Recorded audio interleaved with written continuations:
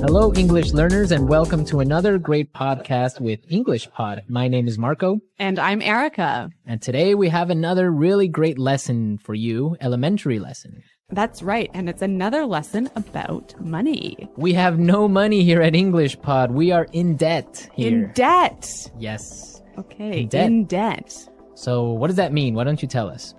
If I owe you money, I'm in debt. In debt. In Yes. fact, I think I am in debt to you. You owe me $2.50 for a Coke Zero today. That's true. All right. Okay, so let's get started. Let's take a look at our vocabulary preview. Vocabulary preview. We have two words today in our vocabulary preview. And the first one is recession. Recession. Recession. Recession.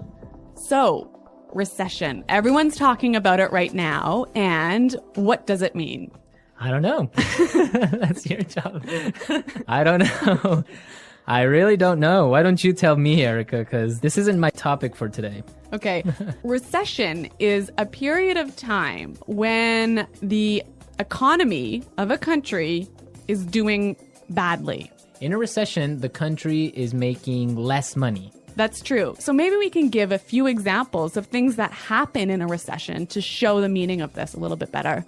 Right. So, for example, in a recession, many people lose their jobs.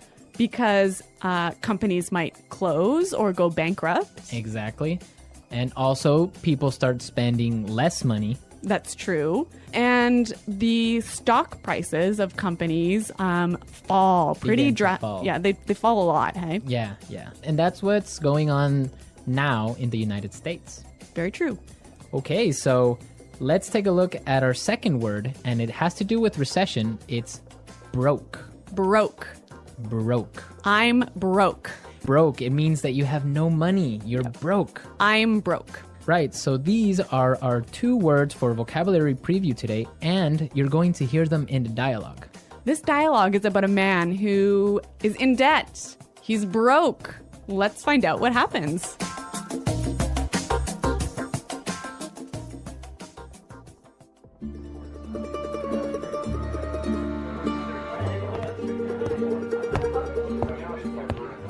Hello, I'm here to see Mr. Corleone.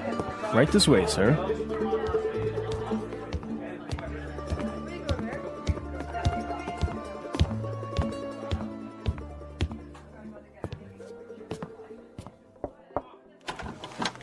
Johnny, what can I do for you?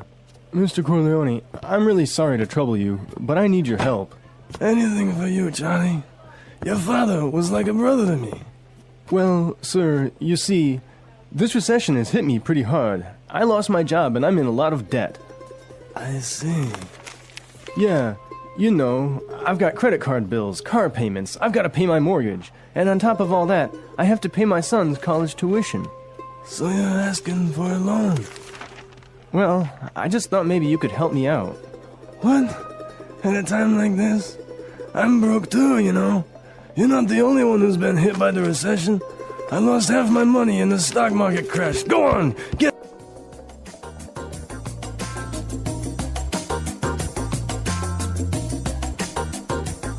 Okay, so that was a bit unexpected.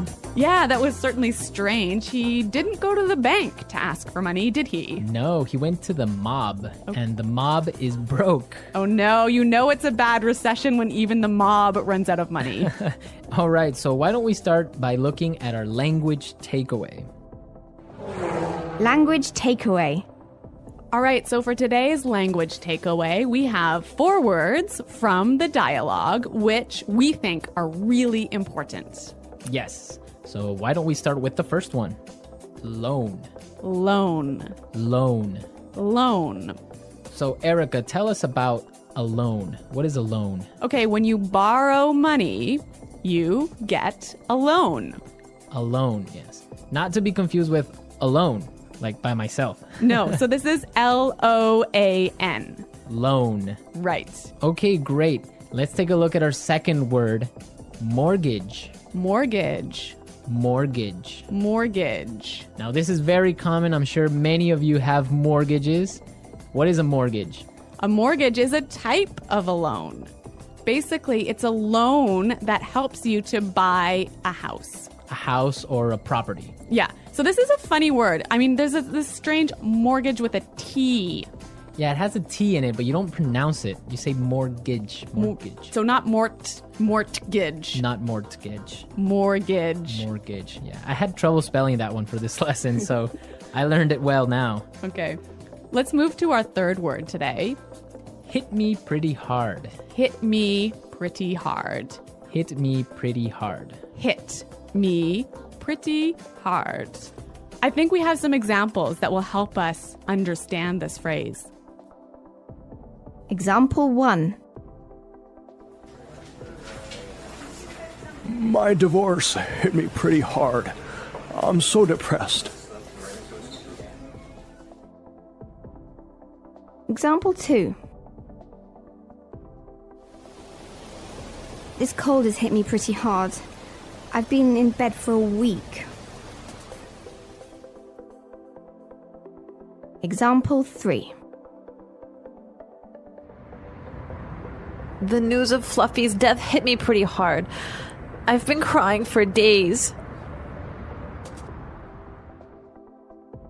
Okay, so that's a lot clearer. Yeah. Great. Why don't we take a look at our last word for language takeaway? Tuition. Tuition. Tuition. Tuition. So this is the money you have to pay to your school so that you can study there. Right. Usually it's in college, right, or university.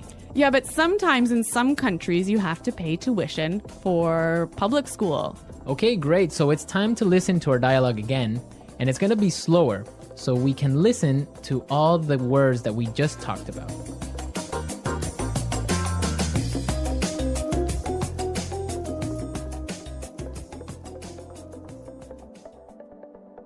Hello, I'm here to see Mr. Corleone.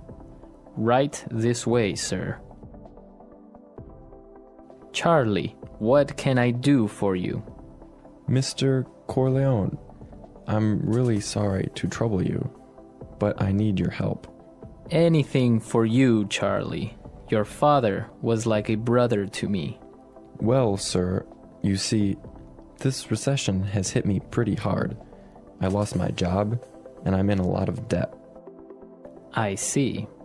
Yeah, you know, I've got credit card bills, car payments, I've got to pay my mortgage, and on top of all that, I have to pay my son's college tuition. So you're asking for a loan? Well, I just thought maybe you could help me out. What? At a time like this? I'm broke too, you know. You're not the only one who has been hit by the recession. I lost half my money in the stock market crash. Go on, get out of here.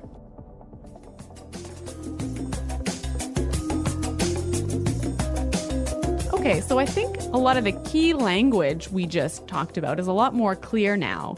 But you know, I also noticed some really interesting phrases in this dialogue. Yes, I did too. So let's start with Fluency Builder. Fluency Builder. Fluency Builder is a tool that we use to help you sound more native. Right, so you can sound more natural when you're speaking. So we take a really common phrase and we show you some great natural ways of expressing that same idea. Exactly, and today we have 3 of these examples. Let's start with the first one. So this phrase we use when we want to ask somebody, "Can I help you?" What can I do for you? What can I do for you? Yeah, that sounds really, really polite and really natural. Right, so instead of saying, can I help you, or, I don't know, what do you need? We can just say, what can I do for you? Exactly. Great. So let's move to our second phrase. This phrase we use when we need something, when we want to say, I'm sorry to bother you. Or, I'm sorry to interrupt. Okay, let's listen. I'm really sorry to trouble you. I'm really sorry to trouble you. I'm sorry to trouble you. This phrase might be a little bit more difficult to understand how it's used, but we've got some examples. Yes, so let's listen. Example 1. Can I trouble you for a moment? I just need you to sign this form for me. Example 2. I'm sorry to trouble you, but may I go home early today? Example 3. Can I trouble you for a pen? Mine is not working anymore. Okay, so now let's take a look at our last phrase for Fluency Builder. On top of all that. On top of all that. On top of all that. This is a really useful phrase. Marco, how would you use it? Well, for example, today I lost my job, Oh no. my car got stolen, Oh my God. and on top of all that, my girlfriend broke up with me. That was a terrible day. It was. But don't worry, you can use this phrase also in a positive way. That's true. You could say, so today was a really great day.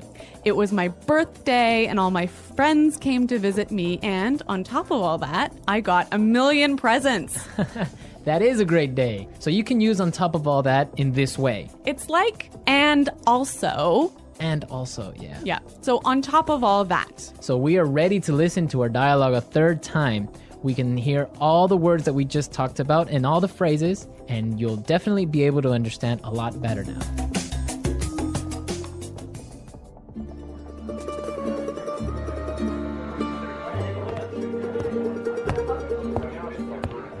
Hello, I'm here to see Mr. Corleone.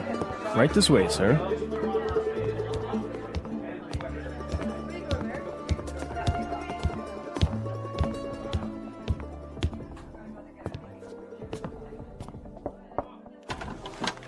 Johnny, what can I do for you? Mr. Corleone, I'm really sorry to trouble you, but I need your help. Anything for you, Johnny. Your father was like a brother to me. Well, sir, you see, this recession has hit me pretty hard. I lost my job and I'm in a lot of debt. I see. Yeah, you know, I've got credit card bills, car payments, I've got to pay my mortgage, and on top of all that, I have to pay my son's college tuition.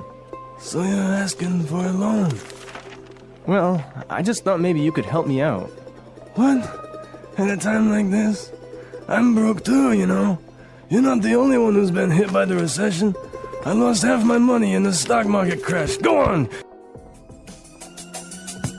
Today's dialogue was all about being in debt, right? Yes. And different people have different attitudes or different viewpoints on being in debt. Yes, that's true. For example, in North America and in Canada, it's a really common thing. Yeah, it's actually almost good to be in debt. It's more than good, it's necessary to be in debt. That's right. Unless you have a history of being in debt and regularly paying off your debts, you can't actually borrow money. You can't get a mortgage. You can't get a car loan so you can buy a new car. Right, that's called a credit history. So you must have a good credit history in order to be able to, like you say, buy a car or buy a house. Yeah, and you know, the funny thing is, when I was in university, maybe I was 18 years old, the first thing that happened at university was, you know, banks came to our university and started offering you credit cards. So you can get a credit card when you're 18, no problem. And not only do they offer you credit cards, they give you like free gifts if you sign up for a credit card. I know, they really want you to have a credit card. Of course, they want you to spend more money. That's the trick. Yeah, but you know what? It's totally different. In Europe, for example, I used to live in Switzerland, and they're really careful with debt. Like, it's a bad thing to be in debt. Well, yeah, I mean, it's bad to be in debt, definitely. For example, if I want to have a credit card in Switzerland, and let's say I want to have a limit of 500 francs that I can spend every month, I need to put in my bank account 700 francs before I can even spend that credit card money. So it's totally opposite from North America.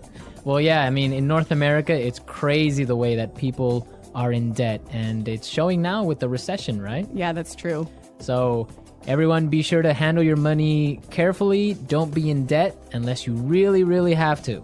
Good financial advice from English Pod. English Pod Financial Advising Service.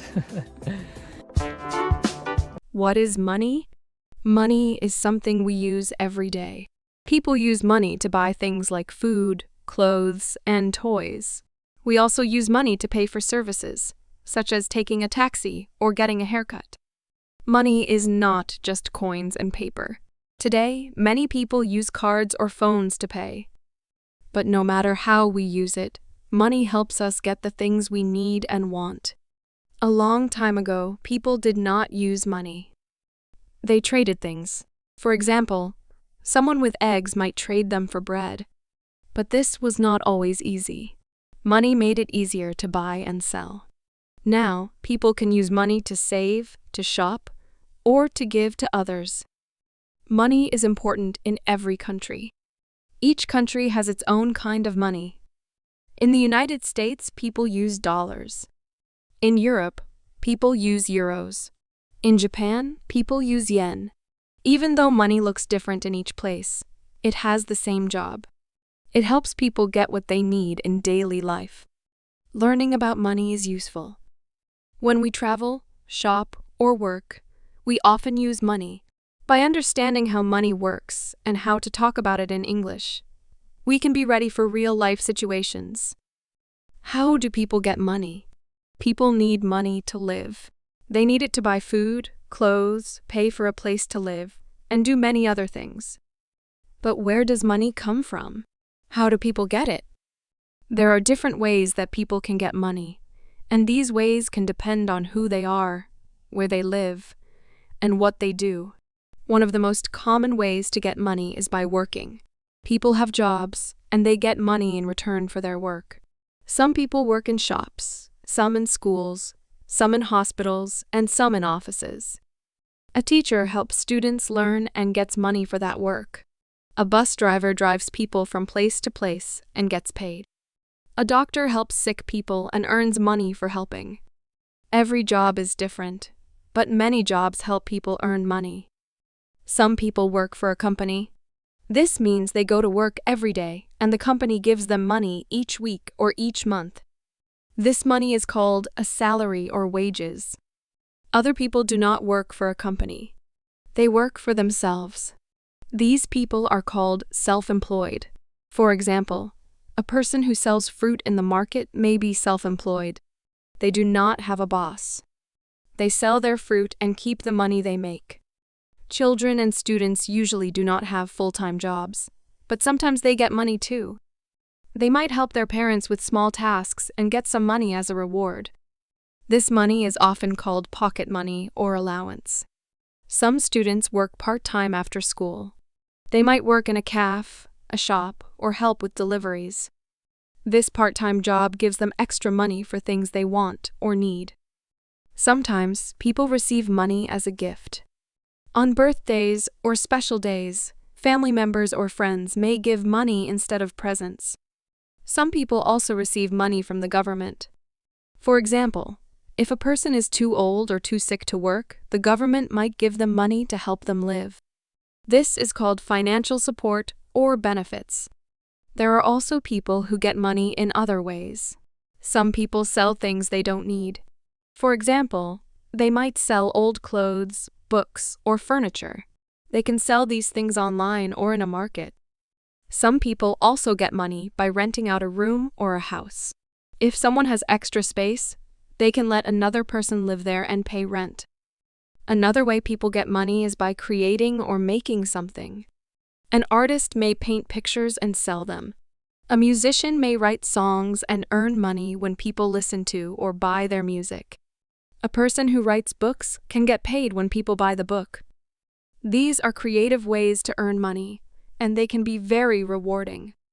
Getting money is a part of life. Everyone needs money for different things. But it is also important to understand that getting money often takes time and effort.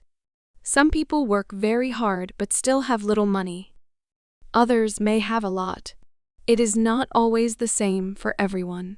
What is most important is to learn how to get money in honest and smart ways. Understanding how people get money helps us think about jobs, work, and the value of time and effort. When we understand this in English, we can talk more clearly about what we do, how we live, and what we want to do in the future. How do people use money in daily life? Money is not just something we get. It is also something we use. Every day, people use money to live, to do things, and to take care of themselves and their families. Using money is a part of normal life, no matter where a person lives. Some people use money many times each day, while others use it only when they really need something. But in the end, everyone uses money for many different reasons. One of the most common ways people use money is to buy food. People go to the supermarket or small shops and pay for things like bread, rice, milk, meat, vegetables, and fruit. Some people cook at home, so they buy ingredients. Others eat outside, so they use money to pay at restaurants or cafes. Food is something we all need, and money helps us get it. People also use money to pay for their homes. This can be rent if they live in a house or apartment that belongs to someone else. Each month, they give money to the owner so they can live there. If someone owns their home, they might still have to pay for things like electricity, water, and gas. These are called bills.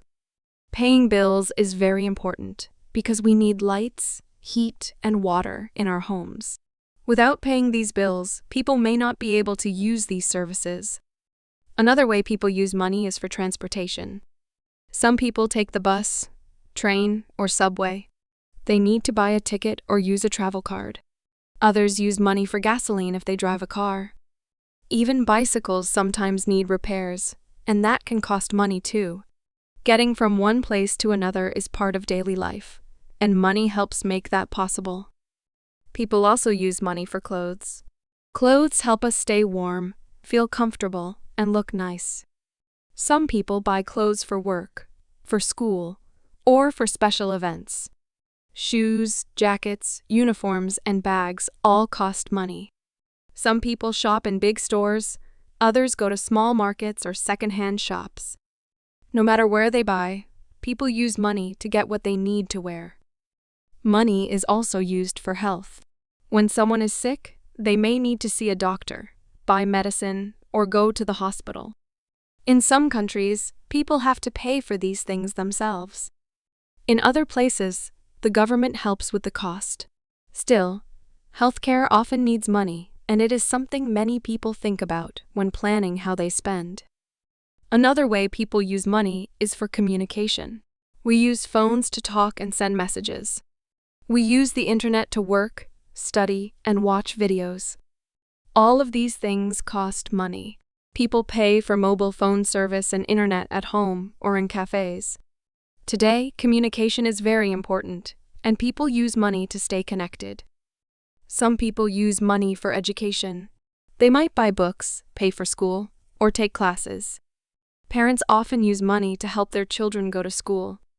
Some adults also spend money to learn new things, like English, computer skills, or music. Learning can help people get better jobs or live better lives, so using money for education is a smart choice. Entertainment is another area where people spend money. People like to watch movies, go to concerts, play games, or visit fun places like zoos and amusement parks. These activities can make life more enjoyable. People also spend money on hobbies like painting, sports, or cooking.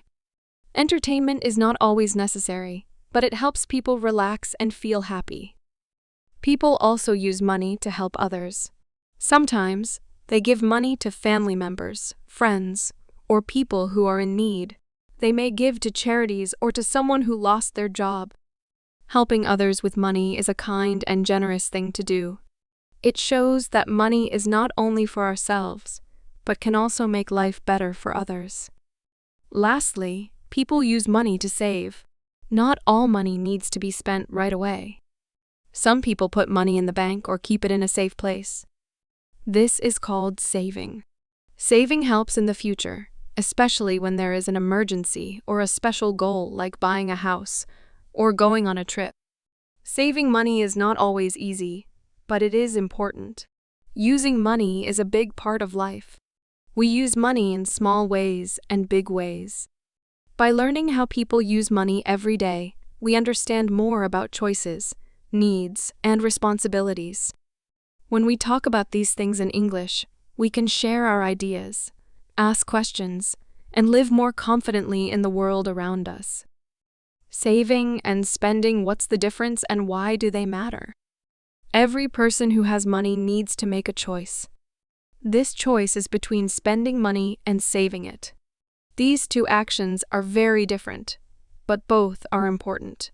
Learning how and when to spend, and how and when to save, is a big part of understanding how money works in real life. It is also something that many people learn slowly, through experience. When we talk about these ideas in English, we can describe what we do with our money and why we do it. This helps us make better decisions and talk about everyday life more clearly. Spending money means using money to buy something or to pay for a service. Every day, people spend money. They pay for things like food, drinks, bus tickets, clothes, and other daily needs. Spending money is a normal part of life. It helps people get the things they need and enjoy their lives. Sometimes people spend money on something big, like a phone, a computer, or a vacation. Sometimes they spend it on small things like snacks or a cup of coffee. Spending money is not bad, it is necessary. But it is important to think carefully before spending, so the money is not wasted. Sometimes, people spend money without thinking. They see something they like and buy it quickly. This is called an impulse buy. It can feel good for a short time, but later the person might feel regret. Maybe they did not really need that item, or maybe they needed the money for something more important. That is why it is a good idea to ask, do I need this, or can I wait, before buying something? Good spending means choosing wisely and planning ahead. On the other hand, saving money means not spending all the money you have. Instead, you keep some of it for later. People save money for different reasons. Some save for a big goal, like going to school, buying a car, or starting a business. Others save for emergencies, such as getting sick, losing a job, or fixing something broken in the home. When people save money, they are thinking about the future. They are preparing for something that might happen, or for something they want to happen. Saving is not always easy. Many people want to save, but they also have many things to pay for. Rent, food, clothes, and other daily costs can use up most of their money. Still, even saving a small amount is a good habit. For example, saving a little each week or each month can grow into something helpful over time. Some people keep money in a special place at home.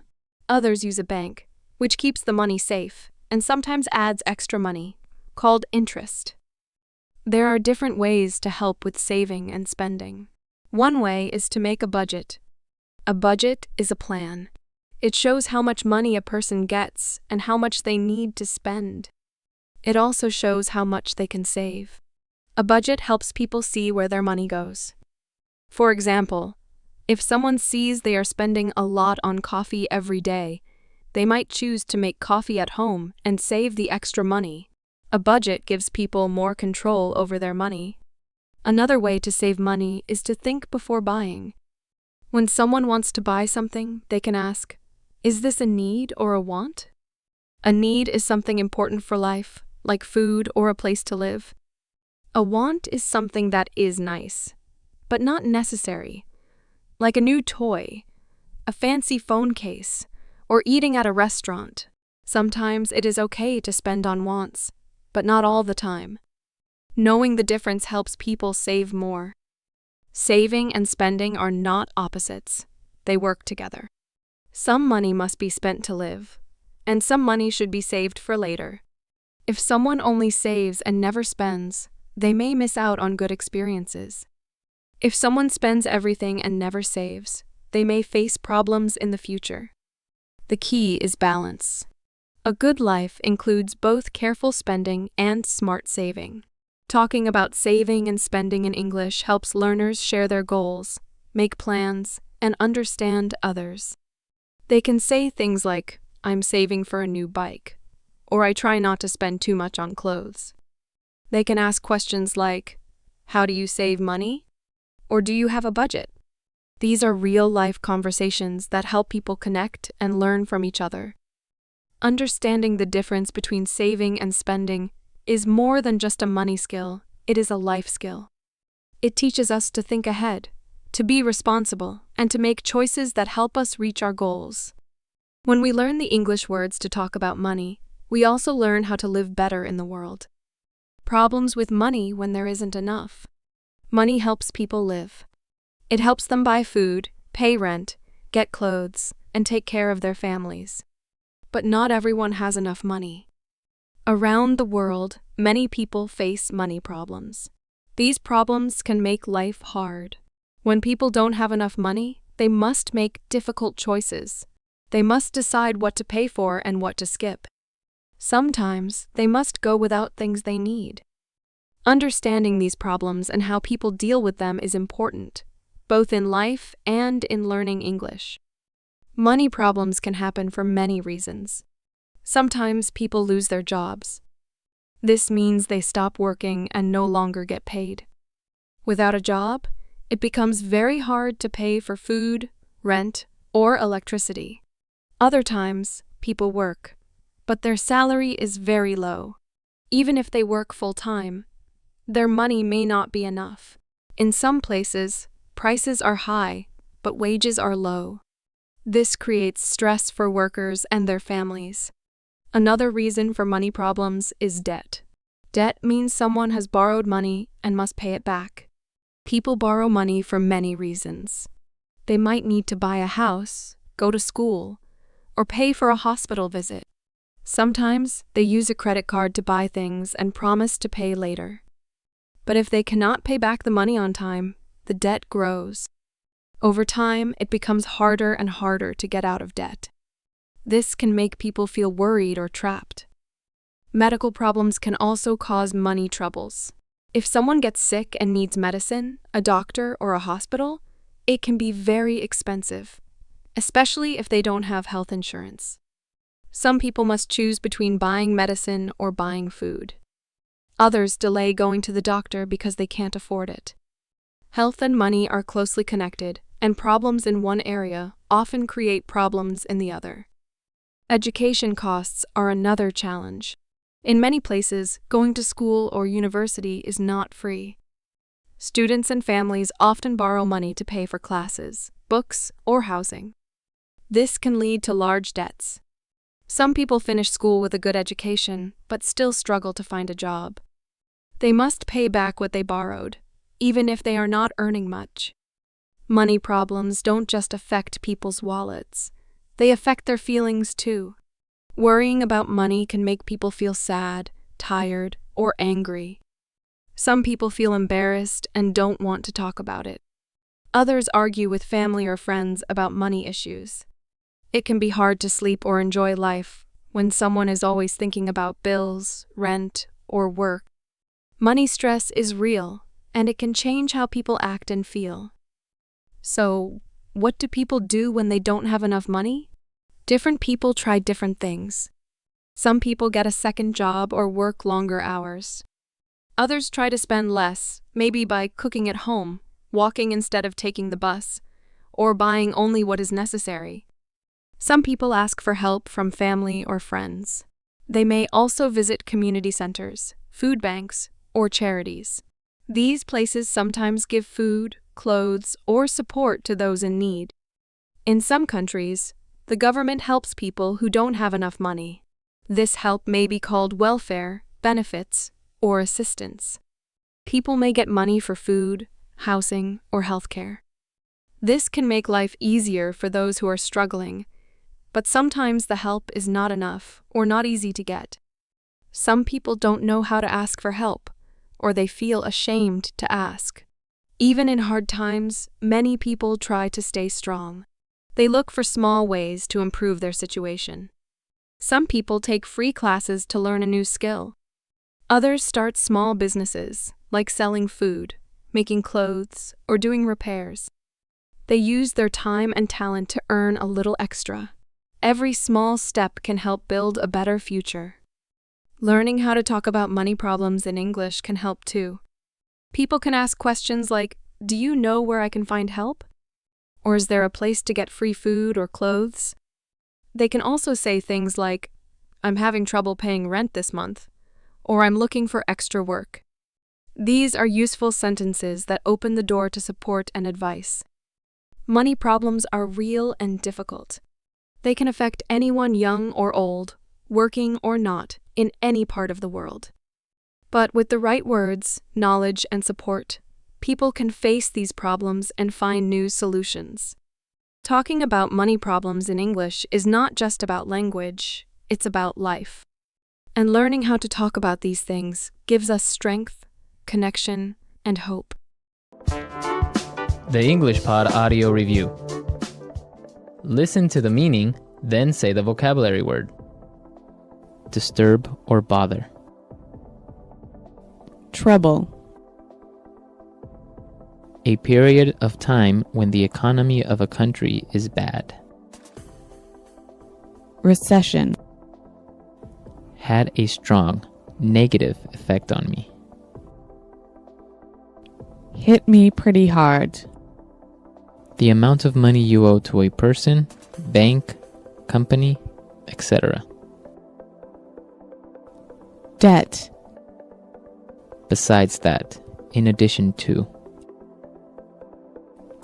On top of all that. Not have any money. Broke. Let's try that faster.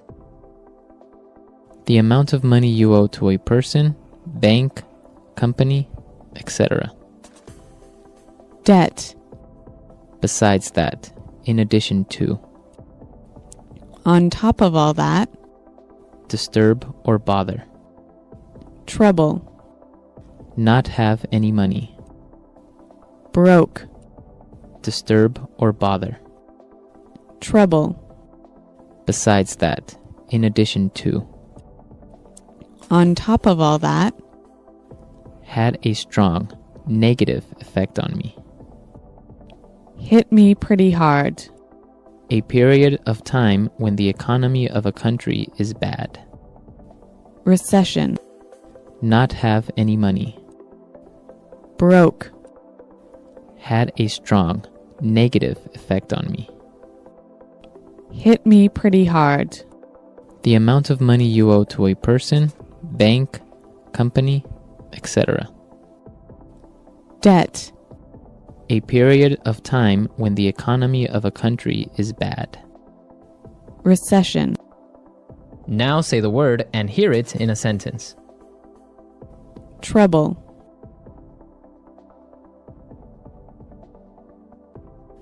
Can I trouble you for a moment? I just need you to sign this for me. Recession. The recession is causing many businesses to close down. Hit me pretty hard.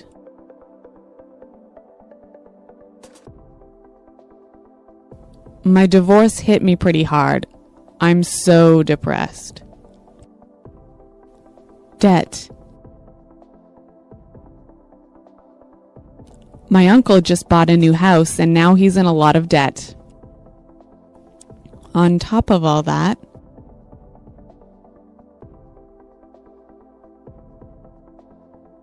my car was stolen yesterday, and on top of all that, my house burned down.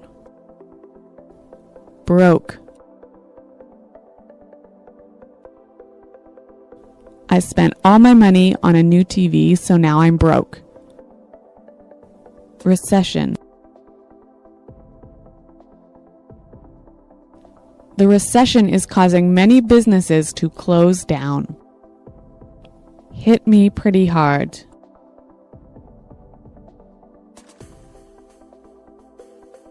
My divorce hit me pretty hard. I'm so depressed. On top of all that,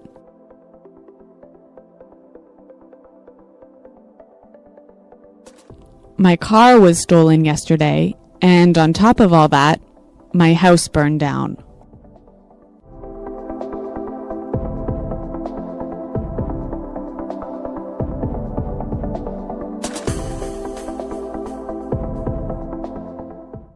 And today we're bringing you a great intermediate lesson with some really useful vocabulary. Some vocabulary you can use to describe your job. Yes, this is a really common situation when someone asks you what you do and you have to tell them. Exactly. So today's lesson is all about that. So before we jump into our dialogue, let's start with our vocabulary preview. Vocabulary preview. We have 2 simple phrases today that you'll hear in our dialogue for our vocabulary preview. The first one is VP. VP. VP. So the VP of a company is? The vice president. The vice president, exactly. Yeah, simple little acronym. And the next word is Fortune 500 company. Fortune 500 company. Fortune 500 company.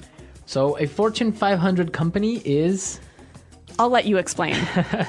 Well, Fortune magazine ranks the 500 biggest companies in the US. So a Fortune 500 company basically is? One of the 500 biggest companies in the US. Okay, that's simple. Yep. All right, well, with those words, it sounds like we're going to be talking to some important people today. Yes, we are going to be talking to some important people. So let's listen to our dialogue for the first time. Now, it's going to be a little bit fast, but you don't have to worry about it. Because we'll come back and explain all of the important vocabulary.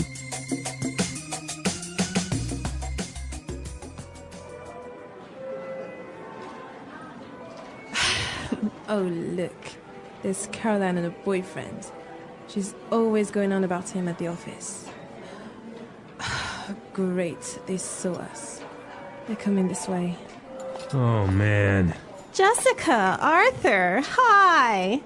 I'd like you to meet my boyfriend, Greg. He's the VP of Quality and Safety for a top Fortune 500 food company. Nice to meet you. This is my husband, Arthur. Hey, how's it going? Hello? Caroline talks about you all the time. I guess you must be pretty busy at work. Well, yeah, VP position is not easy, you know. I implement policies and procedures nationwide in various departments, as well as train junior managers in FDA and EPA regulations. I also have to oversee daily operations of our quality control for the entire East Coast. That alone means I have 1,500 employees under me. Wow, yeah, that sounds exciting. And what about you, Arthur? What do you do for a living? Oh, I'm a Top Gun pilot. All right, great music for our dialogue again, huh? Chosen by moi. Of course. Yeah, Top Gun is one of my all-time favorite movies. And Top Gun pilot, what a cool profession. An excellent profession, much cooler than being like A the VP. Yeah, how boring is that? Yeah. Anyway, this guy was a bit of a jerk, don't you think? Yeah, you can tell a little bit of the sarcastic tone he had in his voice. Definitely. But he did use some interesting phrases, and we can talk about those now. Right, so let's take a look at language takeaway. Language takeaway. Our first word for language takeaways is implement. Implement. Implement. Implement. Let's listen to some examples of this word to help us understand its meaning. Example 1. Our company has to implement this sales strategy. Example 2. Sarah will be responsible for implementing the plan. Example 3. I implemented several new policies. Okay, great examples. And just in case, to implement means to Put into action. put into action. Great. Exactly. Our second word for language takeaway, policies. Policies. Policies. Policies. So policies are basically rules and regulations Exactly. Formal rules. for a company or an organization. Exactly. Policies. Great. Third word, Oversee. oversee. Oversee. Oversee. So when you oversee operations, it means Like you watch it to make sure it's okay. you supervise it. This is an excellent word to use when you want to talk about your job responsibilities. Right. Oversee. Great. And our last word for language takeaway, it's kind of tricky, so let's listen to how it was used in our dialogue. That alone means I have 1,500 employees under me. That alone means I have 1,500 employees under me. So this guy has 1,500 employees under him, meaning he supervises 1,500 employees. Right, he manages 1,500 employees. He must be a busy man. Yes, for 1,500 employees. How many employees do you have under you, Erica? 2. Yeah, not quite as much as 1,500. Yeah, I guess I'm not a VP right yet, hey? Not yet, but you will. Okay. All right, so with this in mind, we are ready to listen to our dialogue for a second time, and this time it's going to be slower. Oh, look. There's Caroline and her boyfriend. She's always going on about him at the office. Oh, great, they saw us. They're coming this way. Oh, man. Jessica! Arthur! Hi! I'd like you to meet my boyfriend, Greg. He's the VP of Quality and Safety for a top Fortune 500 food company. Nice to meet you. This is my husband, Arthur. Hey, how's it going? Hello? Caroline talks about you all the time. I guess you must be pretty busy at work. Well, yeah. A VP position is not easy, you know. I implement policies and procedures nationwide of various departments, as well as train junior managers in FDA and EPA regulations. I also have to oversee daily operations of our quality control for the entire East Coast. That alone means I have 1,500 employees under me. Wow, yeah, that sounds exciting. And what about you, Arthur? What do you do for a living? Oh, I'm a Top Gun pilot. Okay, great stuff. With this, now we can start with our fluency builder for today. Fluency builder. We heard some excellent phrases in this dialogue, some phrases that sound really natural, hey? Yes, especially the first one that we have today is whenever someone talks and talks and talks and continuously talks without stopping, you would say, She's always going on about him at the office. She's always going on about him at the office. This is a really natural way of saying keeps talking about. right, keeps talking about him. Yep. So we have a few examples of how this phrase works. Let's listen. Example 1. My boss is always going on about how we need to save money. It's all he talks about. Example 2. Gary is always going on about his kids. He's always talking about how smart they are. Example 3. My mom is always going on about how I should get married.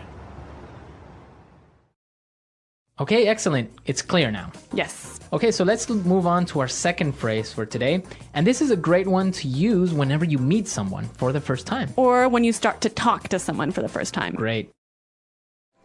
Hey, how's it going? Hey, how's it going? So this is a really relaxed and natural way of saying, how are you? How are you? Yeah. So yeah, you can just say, hey, how's it going? Yep. Great. Really natural sounding. Now, our third phrase is the most important one of our dialogue, Yes. and it's a really common situation. When someone asks you about your job, they might say this.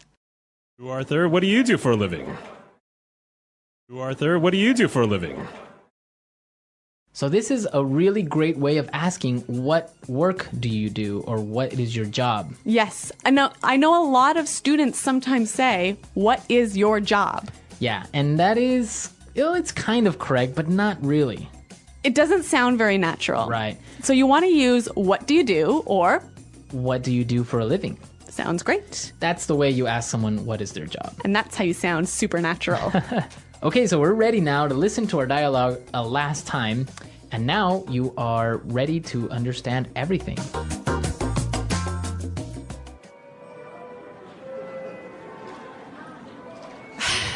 Oh, look. There's Caroline and her boyfriend. She's always going on about him at the office. Great, they saw us. They're coming this way. Oh, man. Jessica, Arthur, hi. I'd like you to meet my boyfriend, Greg. He's the VP of Quality and Safety for a top Fortune 500 food company. Nice to meet you. This is my husband, Arthur. Hey, how's it going? Hello? Caroline talks about you all the time. I guess you must be pretty busy at work. Well, yeah, VP position is not easy, you know. I implement policies and procedures nationwide, various departments, as well as train junior managers in FDA and EPA regulations.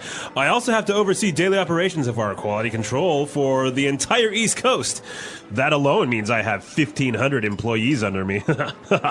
Wow, yeah, that sounds exciting. And what about you, Arthur? What do you do for a living? Oh, I'm a Top Gun pilot. Okay, so I have a little challenge for our listeners today. What is it? 2 challenges, actually. Okay. The first one, who performs the song that you heard, and what is the song called? Okay, I don't know the answer, so I'm looking forward to seeing what users do. And the second one is, what is the number 1 company in the Fortune 500? Oh, I also don't know this answer. 2 great questions, so I expect to see your answers on the comments page, but also we want to know about your profession. Yes, tell us about your job. Tell us what you do, and use some of the great phrases you learned today to describe your answer. Great. Talking about jobs. When people meet for the first time, they often ask about jobs. Talking about jobs is a common topic in conversations. People may ask what you do, where you work, or if you like your job. When you talk about your job, you can say the name of your job and give a little more information. For example, you can say, I am a teacher. I work at a school, or I am a doctor. I help sick people. If you do not have a job, you can say, I am looking for a job, or I am a student. Some people work part-time, and others work full-time. You can also talk about jobs you want in the future. You might say, I want to be a nurse, or I want to work in an office. When you ask someone about their job, you can say, what do you do? Or where do you work? You can also ask, do you like your job? This helps you learn more about their work and life. Talking about jobs is a good way to practice English and learn about different people. Different types of jobs. There are many different types of jobs in the world. Some people work in offices, while others work outside. Some jobs are quiet and calm, while others are busy and fast. Each job is important, and people do many different things to help others and earn money. Some jobs are in the service industry. These jobs help people with their daily needs. For example, a cashier works in a store and helps customers buy things. A waiter or waitress works in a restaurant and serves food. A hairdresser cuts and styles people's hair. These jobs often require talking to many people and being friendly. People who work in these jobs usually stand or move around a lot during the day. Other jobs are in healthcare. These jobs help people stay healthy or get better when they are sick. Doctors examine patients and give medicine. Nurses take care of patients and help them feel comfortable. Pharmacists give medicine to people and explain how to use it. Healthcare jobs are very important because they help people feel better and live healthy lives. People in these jobs often work long hours, but their work helps the community. There are also jobs in education. Teachers work at schools and help students learn new things. They teach subjects like math, science, and English. Some teachers work with young children, and others teach teenagers or adults. Librarians work in libraries and help people find books and information. Education jobs are important because they help people grow and learn. People who work in these jobs need to be patient, kind, and good at explaining things. Some people work in transportation. Drivers move people and goods from one place to another. Bus drivers take people to work, school, and other places. Delivery drivers bring packages to homes and businesses. Pilots fly airplanes to different cities and countries. People who work in transportation need to be careful, follow rules, and help people travel safely. Many people work in offices. Office workers do many different tasks, such as answering phones, writing emails, and organizing documents. Some people work in customer service and help customers with questions or problems. Others work with computers and manage information. Office jobs are often quiet, and people usually sit at a desk. People who work in offices need to be organized and able to work with others. There are also jobs in construction. Construction workers build houses, roads, and other buildings. They use tools to measure, cut, and put things together. Electricians work with wires and make sure buildings have power. Plumbers fix pipes for water and gas. Construction jobs are physical, and workers often work outside in all kinds of weather. These jobs are important because they create the places where people live and work. Some jobs are in entertainment. Actors perform in movies, television shows, or plays. Musicians play instruments and sing. Athletes play sports and entertain fans. People who work in entertainment often practice for many hours to be good at what they do. Their work brings joy to others and helps people relax and have fun. Farming is another important job. Farmers grow food like fruits, vegetables, and grains. Some farmers take care of animals like cows, chickens, and sheep. Farming jobs are hard work because farmers wake up early and work outside. Their work is important because it provides food for everyone. Many people also work in technology. Computer programmers write code and create software. IT support workers help people when they have problems with their computers. Technology jobs are growing fast because many people use computers and the internet every day. People in these jobs often work with machines and need to solve problems. Each job is special, and every job helps society in some way. People choose their jobs for different reasons. Some people want to help others, while others want to work with their hands. Some people want a job that is quiet, while others like a busy, active job. No matter the job, every worker is important in making the world a better place. Finding and getting a job. Finding and getting a job is an important step in life. People look for jobs for many reasons. Some people want to earn money to support themselves or their families. Others want to follow their interests and do work they enjoy. Some people want to learn new skills, and others want to help their community. No matter the reason, finding a job takes time, effort, and preparation. The first step to finding a job is knowing what kind of work you want to do. Some people want to work with their hands, while others want to work with computers. Some people like working with other people, while others prefer working alone. It is helpful to think about your skills and interests. For example, if you like helping people, you might enjoy working as a nurse, teacher, or customer service worker. If you enjoy building things, you might like working in construction or as a mechanic. Once you know what kind of job you want, you need to find job opportunities. Many people look for jobs online. There are websites where companies post job openings. You can search by job type, location, and experience level. Some people find jobs through friends or family. This is called networking. If you know someone who works at a company, they might tell you about a job. Another way to find a job is to visit businesses and ask if they are hiring. This works well for jobs in stores, restaurants, and small businesses. When you find a job you want, the next step is to apply for it. Many jobs ask for a resume. A resume is a document that shows your work experience, skills, and education. It is important to make your resume clear and easy to read. You should include your contact information so the employer can reach you. Some jobs also ask for a cover letter. A cover letter is a short letter where you explain why you want the job and why you are a good fit. It is a chance to show your personality and interest in the job. After you apply for a job, you may be invited to an interview. An interview is a meeting where you talk to the employer. They will ask you questions to learn more about you. Common questions include, why do you want this job? And what are your strengths? It is important to be polite and honest during an interview. You should also dress neatly and arrive on time.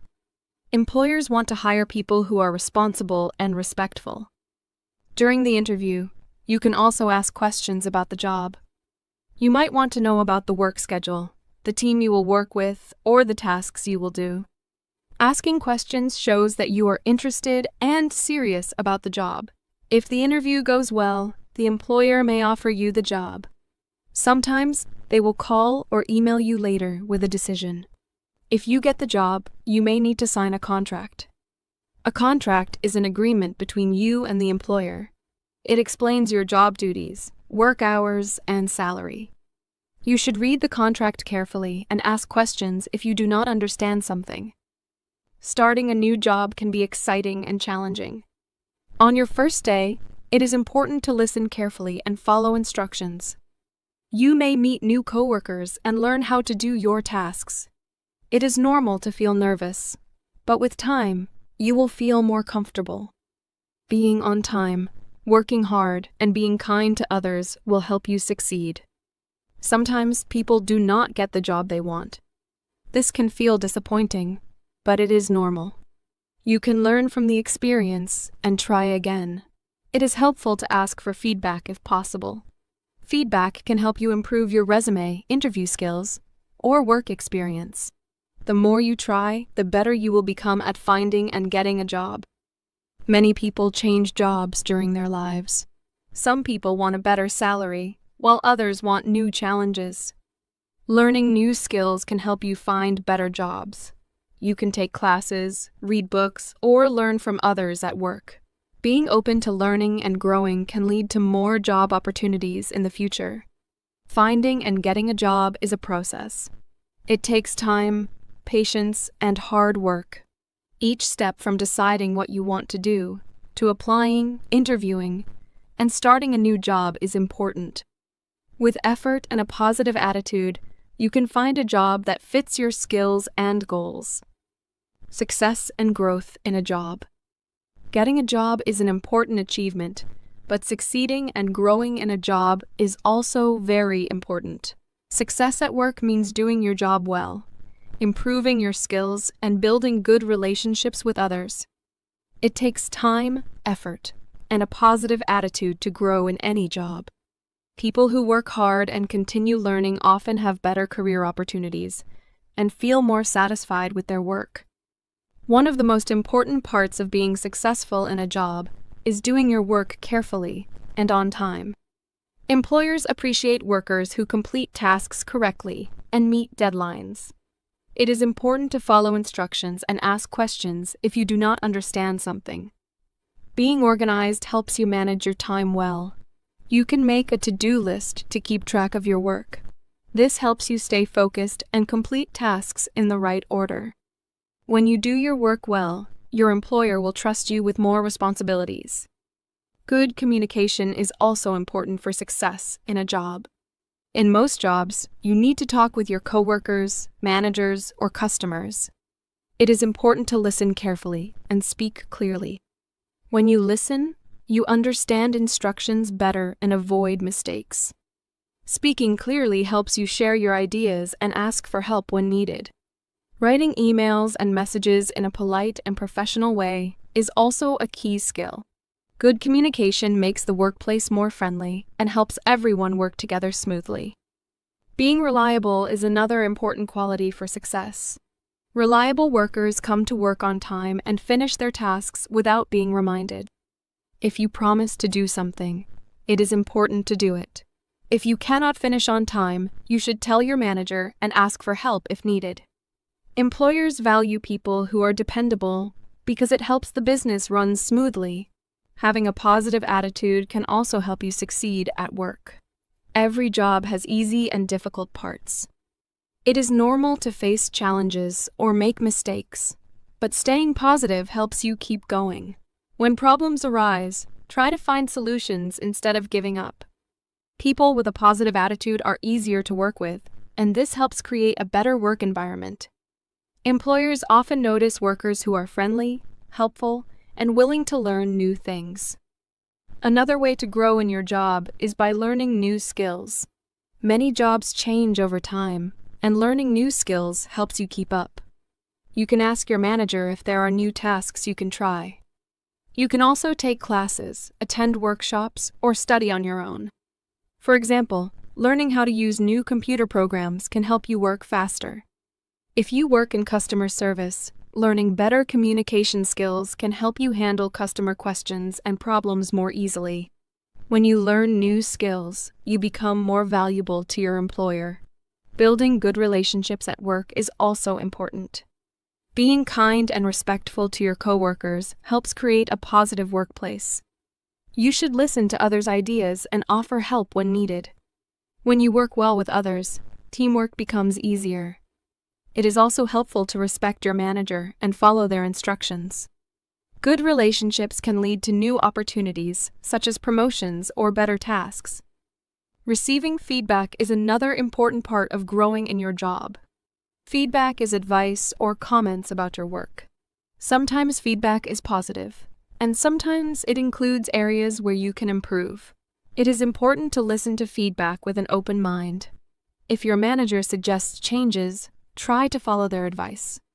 This shows that you want to improve and do your best. If you are not sure how to improve, you can ask for help or examples. As you gain experience, you may have opportunities to move to higher positions. Promotions are chances to take on new responsibilities and earn more money.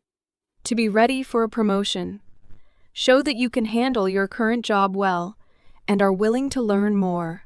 You can also let your manager know if you are interested in new opportunities. People who are hardworking, reliable, and skilled often receive promotions. Work-life balance is also important for long-term success. This means managing your job and personal life in a healthy way. It is important to work hard, but rest is also necessary. Taking breaks during the day helps you stay focused. Spending time with family and friends outside of work helps you feel happy and refreshed. When you balance work and personal time, you can do your job better and avoid burnout. Sometimes people decide to change jobs to continue growing.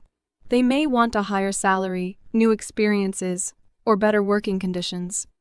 If you want to change jobs, it is important to plan carefully. You can update your resume, practice interview skills, and look for new opportunities. Changing jobs can be a big step, but it can also help you grow and find work that fits your goals. Success and growth in a job take time and effort. Doing your work well, being reliable, learning new skills, and building good relationships are all important. A positive attitude and a willingness to improve can lead to better opportunities. Whether you stay in the same job or move to a new one, these habits will help you succeed and grow throughout your career. The English Pod Audio Review.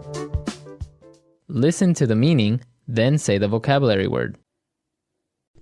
Talk about something a lot. Go on about. Top 500 companies rated by revenue. Fortune 500. Begin to do something. Put into action. Implement. Have the duty or job of taking care of something. Responsible. In the whole country. Nationwide. Take care of. Look after. Watch and direct to make sure a job is done correctly. Oversee. Checking goods to make sure that they are good enough to sell. Quality control. Working for me. Under me. Develop relationships. Look after or take care of complaints. Handle complaints. Make arrangements or plans with a group of people. Coordinate. Watch and check. Monitor. Be in charge of something. Watch and direct. Supervise. Make sure. Ensure. Let's try that faster. In the whole country. Nationwide. Make arrangements or plans with a group of people. Coordinate. Watch and direct to make sure a job is done correctly. Oversee.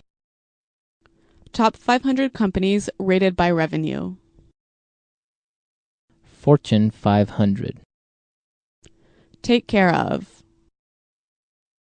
Look after. Working for me. Under me.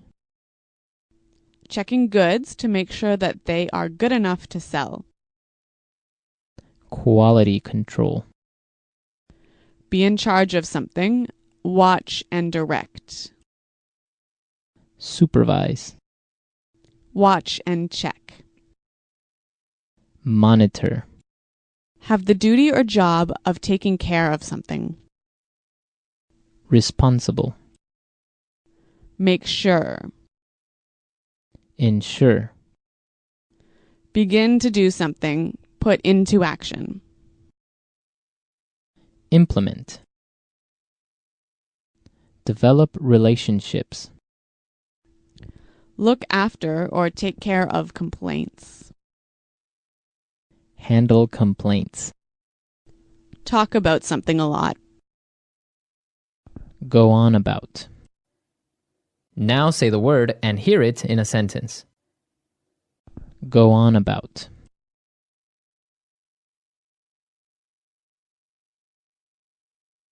My boss is always going on about how we need to save money. It's all he talks about. Go on about.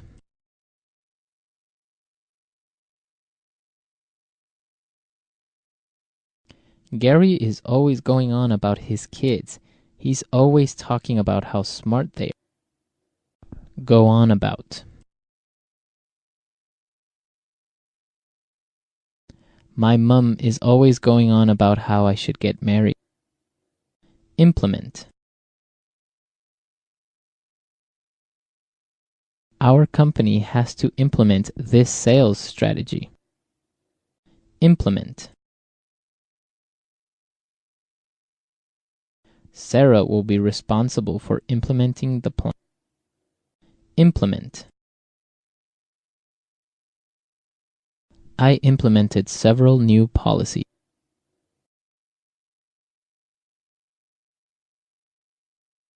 According to company regulations, we have to fly economy class. You need to make sure that you follow the rules and regulations.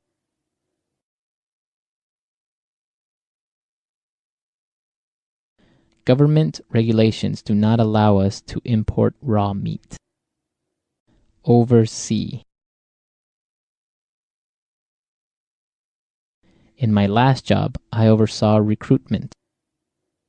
Oversee. Jason, can you oversee this project? Oversee. I'm overseeing the budget in my department. Nationwide. Nationwide, we have 500 stores. Nationwide.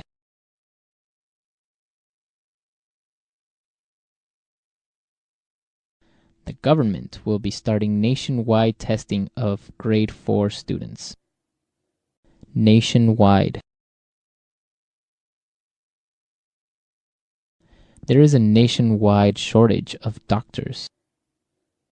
Under me.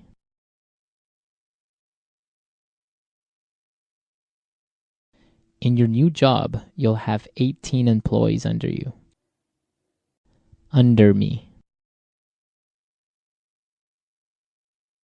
I don't have any employees under me. Under me. Frank has 12 managers working under him. Quality control.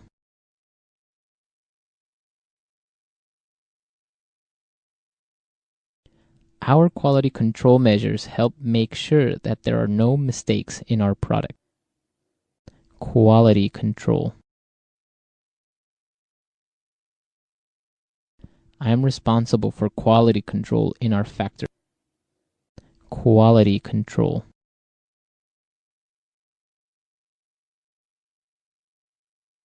We have poor quality control, and so there are a lot of problems with our product.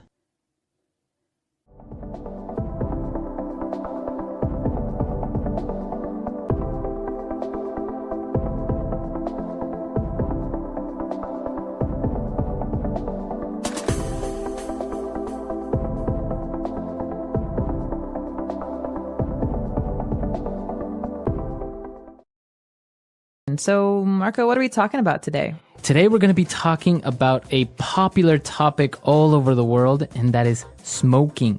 Well, not so popular in the States right now, to be honest. Well, that's the thing. In every country in the world now, they are becoming more strict on smoking and where you can smoke, so it's becoming very difficult for smokers nowadays. Well, it's a good reason to want to quit. And that's what we're going to be talking about today is quitting smoking. Well, before we get going, we do have a really important phrase that we should preview in today's vocabulary preview. Vocabulary preview. All right, so on vocabulary preview, we're going to take a look at this word, pack of smokes. Pack of smokes. A pack of smokes. So smokes is a word for cigarettes. It's the same thing, smokes or cigarettes. Right, but a pack is, like 20 cigarettes. It's a box of cigarettes. You buy them in a pack. You don't just buy one at a time. So, again, the phrase is pack of smokes. Pack of smokes. So why don't we listen to our dialogue for the first time and see what's going on with this smoker.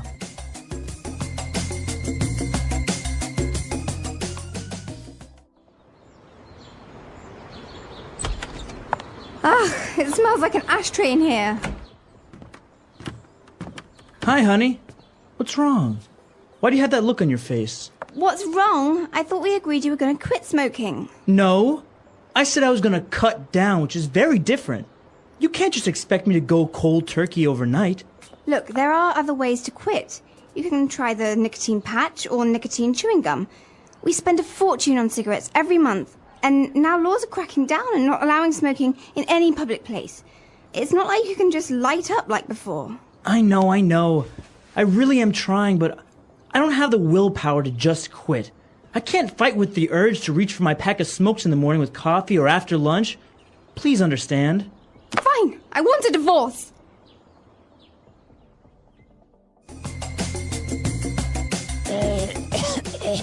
Sorry, I just smoked a pack of cigarettes. You do smoke, don't you? Well, we'll talk about that later.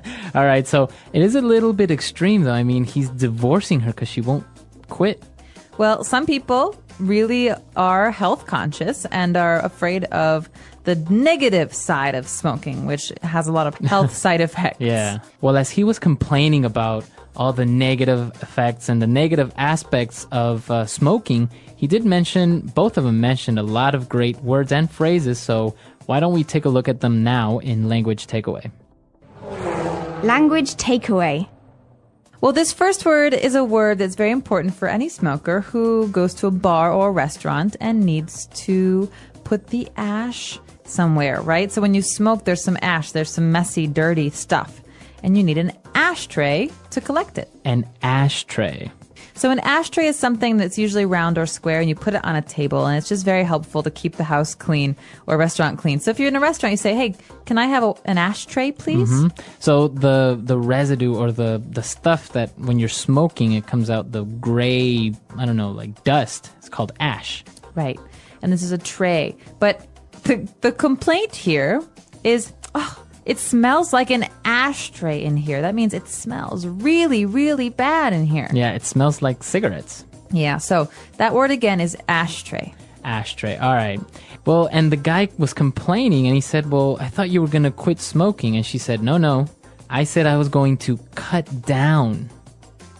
She says it's very different from quitting smoking. So, Marco, maybe we should talk about how cutting down and quitting are different. All right. So if I say I'm going to cut down on smoking, it's just I'm going to smoke less. Okay, so let's take an example. I smoke 10 cigarettes a day, but I want to cut down. How many should I smoke later? Maybe like 2 or 3. 2 or 3? Instead of quitting, so if you quit smoking, that would mean 0. 0 cigarettes. No smoking anymore. Right. All right. So you can also cut down on carbs, like carbohydrates. So some people who cut down on carbs eat less bread. They don't eat any pasta.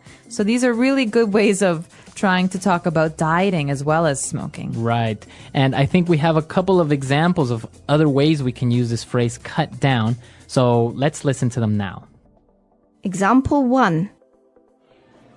Our company has decided to cut down our workload, so from now on, we leave at 3 p.m. every Friday. Example 2. You should really cut down on the amount of salt you eat. It's not good for you. Example 3. My doctor told me I need to cut down on fatty foods because of my heart condition. And when you want to smoke a cigarette, you have to do something first with some fire. So we call this lighting up. To light up.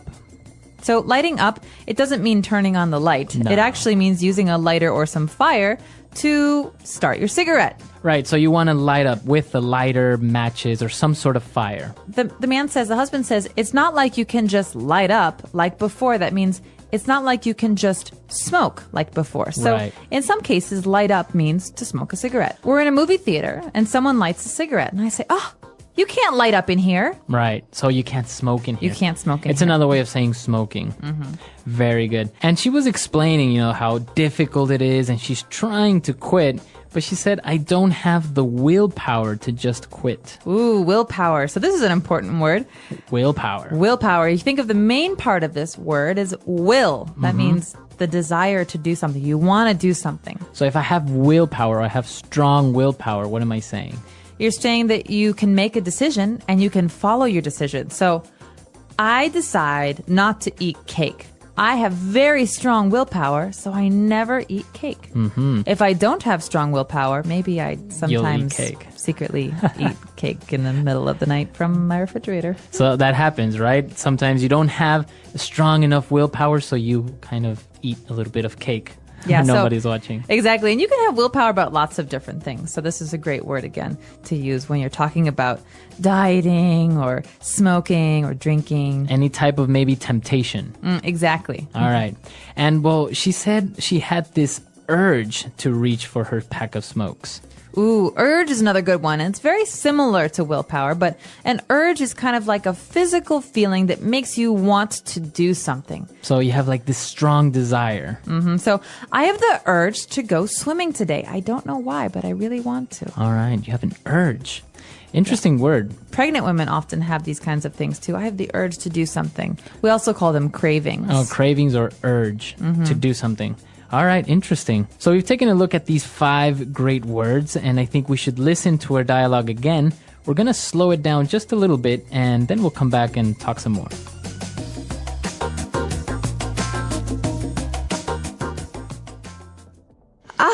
It smells like an ashtray in here.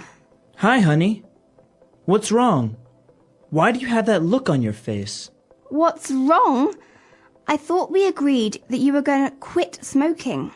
No. I said I was going to cut down, which is very different. You can't just expect me to go cold turkey overnight. Look, there are other ways to quit. You can try the nicotine patch or nicotine chewing gum. We spend a fortune on cigarettes every month, and now laws are cracking down and not allowing smoking in any public place. It's not like you can just light up like before. I know. I really am trying, but I don't have the willpower to just quit. I can't fight with the urge to reach for my pack of smokes in the morning with coffee or after lunch. Please understand. Fine. I want a divorce. And we are back. So we have a great part of our show where we like to talk about some phrases that help you attain fluency. That means sounding like a native speaker of English. And today's phrases are wonderful. All right, so let's take a look at them now in Fluency Builder. Fluency Builder. So on Fluency Builder today, let's take a look at two different phrases, and let's start with the first one. She mentioned something about going cold turkey overnight. What is that phrase, cold turkey? Now, this is a very strange phrase, okay? So, first of all, why would a turkey be cold? They have lots of feathers. And second of all, what does it have to do with cigarettes? Right, so if I say I'm going cold turkey, what is that? So just take this as a phrase. Don't think about the actual words because they won't make sense in this context. What we're talking about is quitting smoking entirely. You're not going to cut down. It means today, I'm not going to smoke at all, and I'm never going to smoke again. That means never ever will I smoke another cigarette. So it's cold turkey.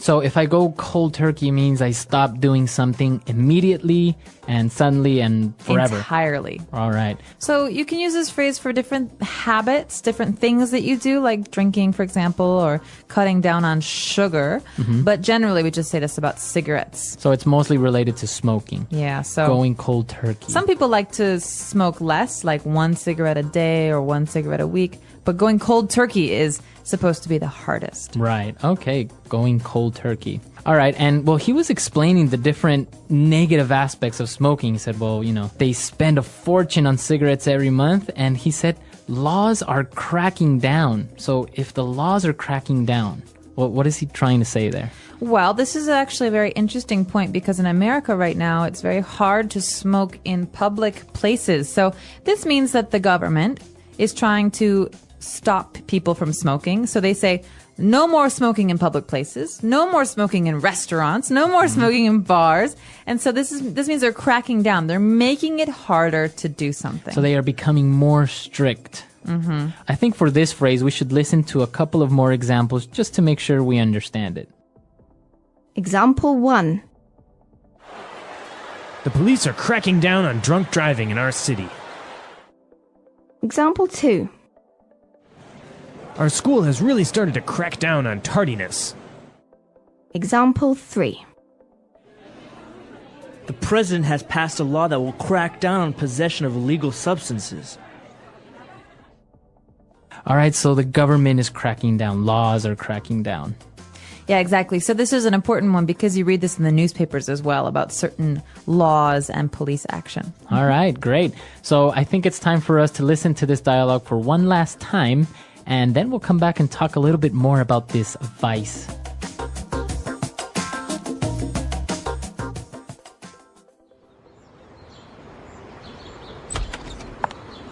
It smells like an ashtray in here. Hi, honey. What's wrong? Why do you have that look on your face? What's wrong? I thought we agreed you were going to quit smoking. No. I said I was going to cut down, which is very different. You can't just expect me to go cold turkey overnight. Look, there are other ways to quit. You can try the nicotine patch or nicotine chewing gum. We spend a fortune on cigarettes every month, and now laws are cracking down and not allowing smoking in any public place. It's not like you can just light up like before. I know. I really am trying, but I don't have the willpower to just quit. I can't fight with the urge to reach for my pack of smokes in the morning with coffee or after lunch. Please understand. Fine, I want a divorce.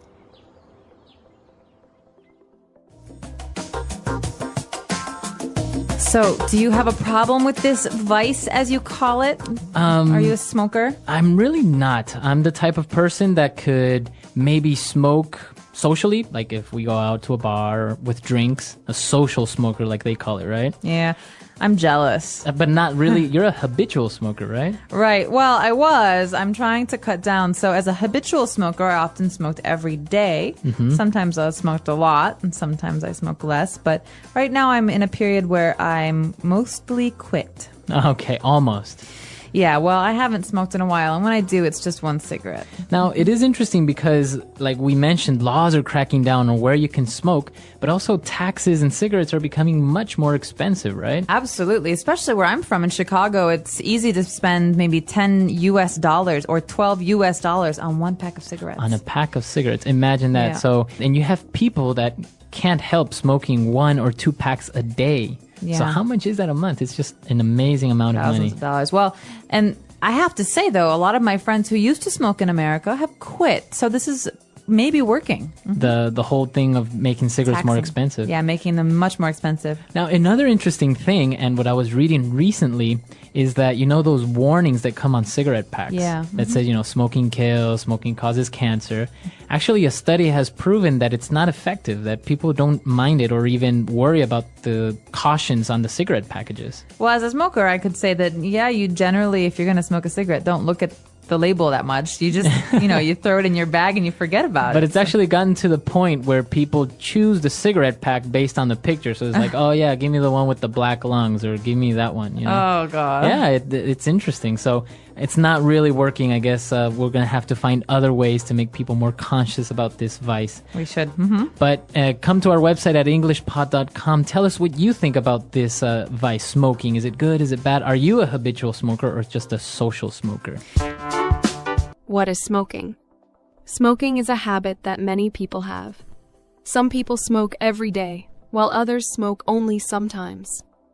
There are also people who try smoking once and never do it again. But what exactly is smoking? How does it work? What happens when someone smokes?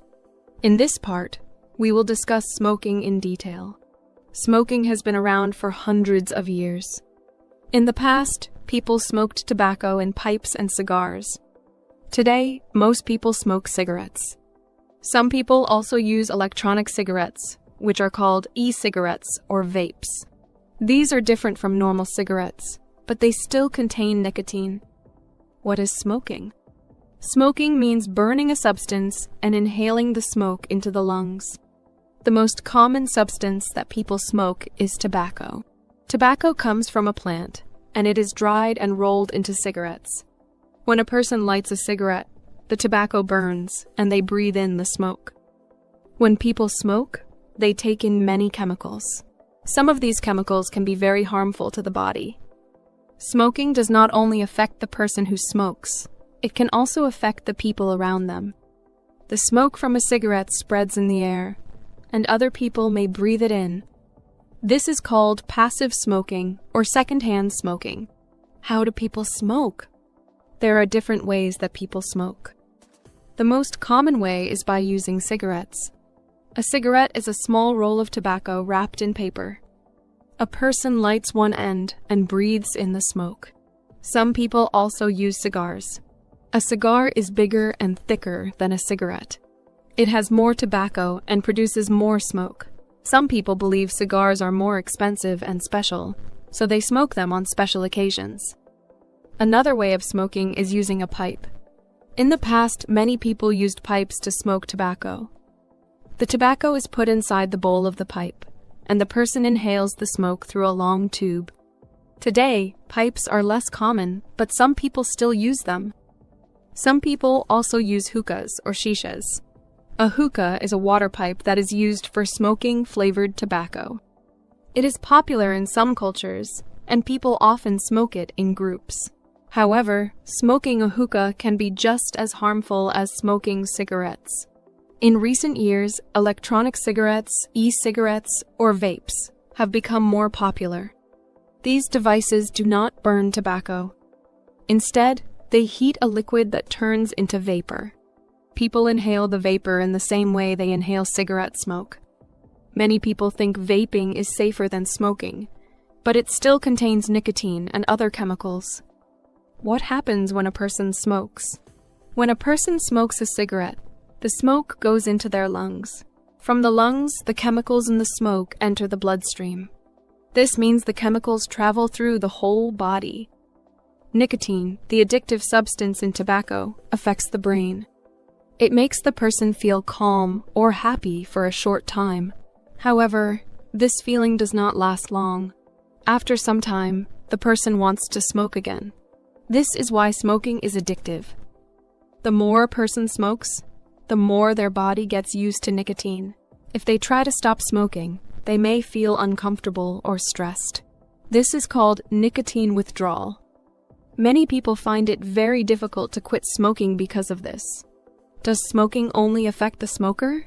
Many people think that smoking only affects the person who smokes. But this is not true. Smoking can also harm the people around the smoker. When a person smokes, the smoke spreads in the air. If another person breathes this smoke, it can harm their health too. This is called secondhand smoking or passive smoking. Secondhand smoke can be especially dangerous for children, pregnant women, and older people. Even if a person does not smoke, breathing in smoke from others can still cause serious health problems. Why do people start smoking? Smoking is a habit that millions of people around the world develop at some point in their lives. Some people start smoking when they are young, while others begin later in life. Even though people know that smoking is harmful, many still choose to start. It is interesting to understand what leads people to take that first cigarette and why they continue. There are many different influences that encourage people to smoke. Sometimes it happens because of the environment they live in, the people they spend time with, or the situations they face. The first time a person smokes is often not because they truly want to, but because of a moment, a situation, or a feeling that pushes them to try it. One of the most common reasons a person smokes for the first time is exposure. If someone grows up in a house where family members smoke, they might see it as a normal activity. They watch their parents, older siblings, or relatives lighting cigarettes every day, and after a while, it does not seem strange or bad. It becomes something usual, like drinking tea or having a meal. When they get older, they might feel that smoking is just another part of life, and they do not question it. Sometimes, friends play a big role in influencing a person to smoke. If a person is in a group where most people smoke, they might feel pressure to join in. No one wants to feel left out or different, so they pick up a cigarette to fit in. They may not even like the taste or feeling of smoking at first, but they continue because it helps them feel included. Over time, what started as an occasional activity becomes a habit, and eventually an addiction. Media and advertisements have also played a role in encouraging people to smoke. In the past, movies, TV shows, and magazines often showed famous actors, musicians, or models smoking. These people looked stylish, confident, and successful. Many young people believed that smoking was a sign of maturity and independence. When they saw their favorite celebrity smoking, they thought it made them look strong and interesting. Even today, although smoking advertisements are banned in many countries, people still see characters in films smoking, making it seem exciting or attractive. Another reason people start smoking is the belief that it helps with stress. Life can be difficult, and everyone faces problems. Some people go through hard times at work, at school, or in their personal lives. When they see others smoking to relax, they think it might help them too. After smoking, they may feel calm for a short time, but this feeling does not last. In reality, smoking does not remove stress. It only creates a cycle where the person feels they need to smoke more to feel better. Curiosity also leads many people to try smoking. Sometimes, a person simply wonders what it feels like to smoke. They see other people doing it and start to think, what does it taste like? How does it make people feel? This curiosity can be strong enough to make them take a cigarette and try it, just once. However, for many, that one cigarette turns into another, and soon, they find themselves smoking regularly. Some people start smoking because they believe it will help them lose weight. There's a common belief that smoking reduces hunger, making people eat less. For some, this seems like an easy way to stay slim. They think that instead of eating snacks, they can just smoke a cigarette. While it may be true that nicotine affects appetite, this is not a healthy way to control weight. Smoking damages the body in many ways and can cause serious health problems. In some cultures and societies, smoking is connected to traditions and social events. In certain places, people smoke when they meet friends, when they celebrate, or even when they discuss important topics. Some communities see smoking as a symbol of respect or hospitality. If a person grows up in such an environment, they may feel that smoking is just a natural part of life. They might not even think about whether it is good or bad. They simply accept it as something normal. There are also people who start smoking because they believe it helps them concentrate.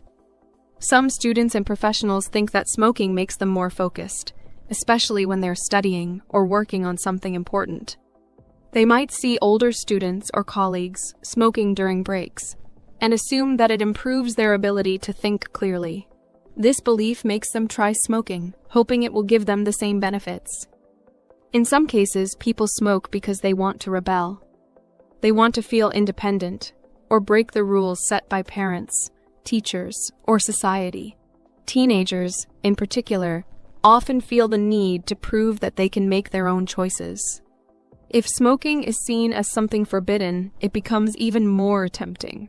They light a cigarette to show that they are in control of their lives. What starts as an act of rebellion can quickly become a habit that is hard to break. Many people do not think about the long-term effects of smoking when they start. They assume that they can stop anytime they want. They believe that smoking a few cigarettes will not cause harm. However, over time, their body gets used to nicotine and quitting becomes difficult. What began as an occasional activity turns into a daily routine. Before they realize it, they are addicted. One important thing to understand is that smoking does not bring any real benefit. The things that make people start fitting in, curiosity, stress relief, or rebellion are only temporary feelings. The risks and dangers of smoking, however, are very real and long-lasting. Once a person starts smoking, it can be very difficult to stop. The effects of smoking. Smoking is not just a simple habit. It is something that affects the body, mind, and even the people around the smoker. When a person smokes, they might not notice the effects immediately. At first, smoking may feel like a small activity that helps them relax or fit in with friends. However, over time, smoking starts to change many things in life. It affects health, relationships, daily activities, and even the environment. The effects of smoking can be divided into different areas. The most serious impact is on health. Every time a person smokes, harmful chemicals enter their body. These chemicals affect different parts of the body in different ways. The lungs, heart, and even the skin start to change. Breathing becomes more difficult, and the body becomes weaker. Many smokers experience coughing, shortness of breath, and tiredness. These are just the early signs. As time goes on, more serious health problems can develop. The lungs are one of the first organs to be affected. A healthy person breathes easily, and their lungs work smoothly. But smoking damages the lungs, making it harder to breathe. Smokers often feel like they are out of breath after simple activities like walking or climbing stairs. They also cough more because their lungs try to clear out the harmful substances from cigarettes. Over time, these problems can turn into serious diseases. The heart is another organ that suffers because of smoking. A strong heart is necessary for a healthy life, but smoking weakens it. The chemicals in cigarettes make the heart work harder, increasing the risk of heart disease. Smokers are more likely to have high blood pressure, heart attacks, and other heart problems. Even young smokers can develop heart-related issues if they continue smoking for a long time. Smoking also affects the skin. Many people do not realize this, but cigarettes can change how a person looks. Smokers often develop wrinkles earlier than non-smokers. Their skin becomes dull, dry, and loses its natural glow. This is because smoking reduces the amount of oxygen that reaches the skin. As a result, smokers may look older than they really are. Another serious effect of smoking is on the immune system. The immune system is responsible for protecting the body from illness. A strong immune system fights infections and helps the body heal quickly. However, smoking weakens this defense. Smokers get sick more often and take longer to recover from common illnesses like colds and flu. Wounds and cuts also heal more slowly because smoking reduces blood flow. The negative effects of smoking do not stop with the person who smokes. People around smokers are also affected, even if they do not smoke themselves. This is called second-hand smoke. When a person smokes, the smoke spreads into the air. Family members, friends, and even strangers nearby breathe in this smoke, which can harm their health. Babies, children, and elderly people are especially at risk. Pregnant women who smoke can also harm their unborn babies. Smoking during pregnancy increases the chances of health problems for the baby, such as low birth weight or breathing difficulties. Even after birth, babies who live in a house with a smoker are more likely to have health problems like asthma or frequent colds. The environment also suffers because of smoking. Cigarette smoke pollutes the air, and cigarette butts create waste. Many smokers throw cigarette butts on the ground, in parks, or on the streets. These small pieces of trash take years to break down and often end up in rivers, lakes, and oceans. They harm animals and the environment. Forest fires are sometimes started by people who throw away burning cigarettes carelessly. Smoking does not only affect health and the environment, it also has financial effects. Cigarettes are expensive. Many smokers spend a large amount of money on cigarettes every month. If a person smokes for many years, they spend thousands of dollars on cigarettes. This money could be used for better things, buying healthy food, traveling, education, or saving for the future. Many smokers realize too late that smoking has taken a lot from them, not just their health, but also their money. Smoking also affects personal and social relationships. Many non-smokers do not like being around smokers because of the smell of cigarettes. The smell stays on clothes, hair, and even in homes and cars. Some people find it unpleasant, and this can create distance in relationships. Smokers may also find it difficult to be in places where smoking is not allowed, such as restaurants, offices, or public transportation. This can limit their activities and make them feel uncomfortable in social situations. For those who have been smoking for a long time, quitting may seem difficult. However, many people have successfully quit smoking and improved their lives. The body begins to heal as soon as a person stops smoking. Breathing becomes easier, energy levels increase, and the risk of serious diseases decreases. Skin starts to look healthier, and the sense of taste and smell improves. The money saved from not buying cigarettes can be used for better things. Quitting smoking is not easy, but it is possible with determination and support. Many people find it helpful to set a goal, seek support from family and friends, or use tools like nicotine patches or counseling. Some people quit immediately, while others do it gradually. Every small step toward quitting is a step toward a healthier life. Conclusion: smoking affects every part of life, health, relationships, finances, and the environment. While it may seem like a small habit at first, its long-term effects are serious. Many people wish they had never started smoking, but the good news is that quitting is always possible. Every person has the power to make the choice to live a healthier life. Understanding the effects of smoking helps people make better decisions. For English learners, reading and discussing topics like this also helps improve language skills while learning about important issues. Smoking is a challenge, but with knowledge and effort, anyone can overcome it. The English Pod Audio Review. Listen to the meaning, Then say the vocabulary word. Informal of saying cigarette. Stogie. A receptacle for tobacco ashes and cigarettes and cigars. Ashtray. The end of the cigarette which contains the filter and is placed into the mouth to smoke. Butt. Reduce the amount taken or used. Cut down. A solid, sticky substance that remains when tobacco is burned. It accumulates in the lungs of smokers and is considered carcinogenic. Tar.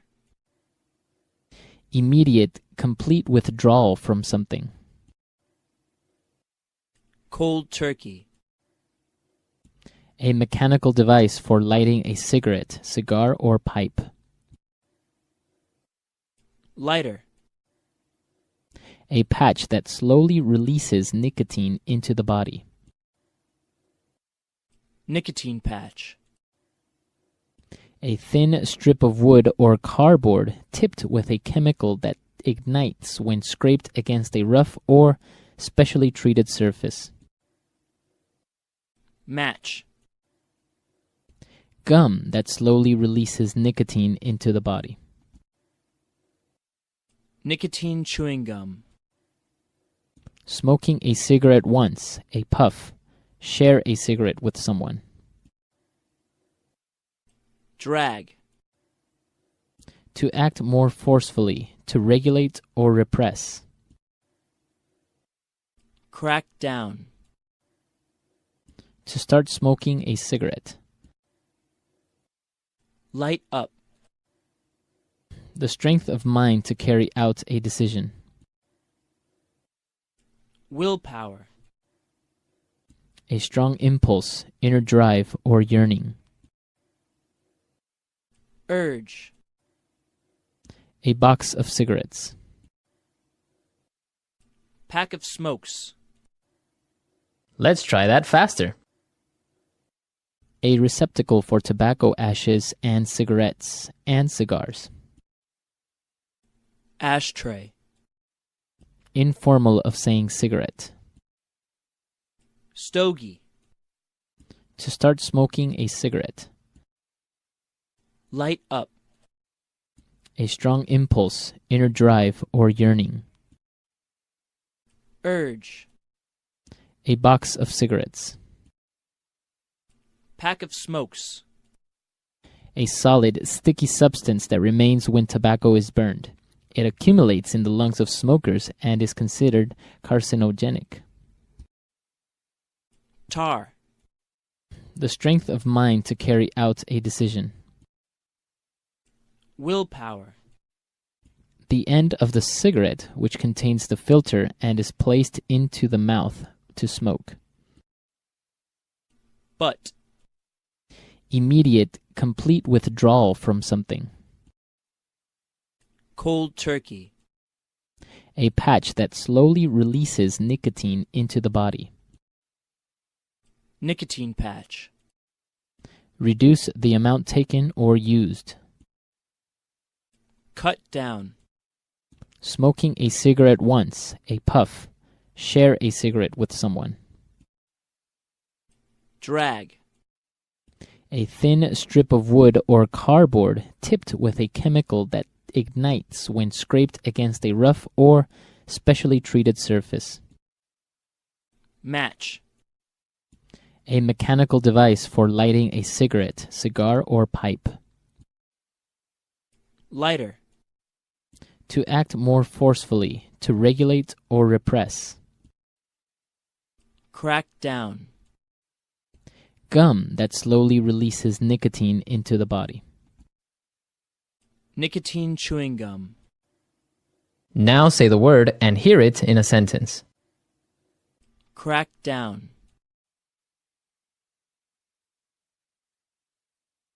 The police is cracking down on drunk driving in our city. Crack down.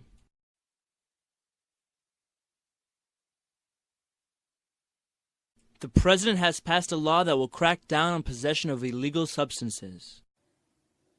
Crack down. Our school has really started to crack down on tardiness. Cut down.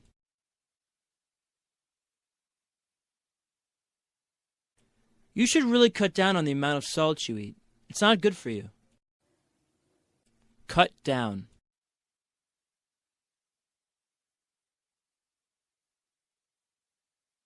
Our company has decided to cut down our workload, so from now on we leave at 3 p.m. every Friday. Cut down.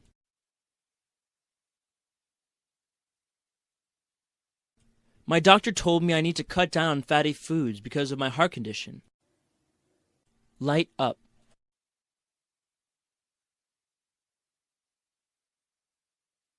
Honey, you can't light up here. We are in a non-smoking area. Light up.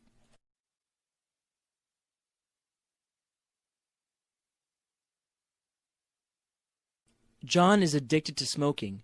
Anytime and anywhere he has a chance, he lights up immediately. Light up.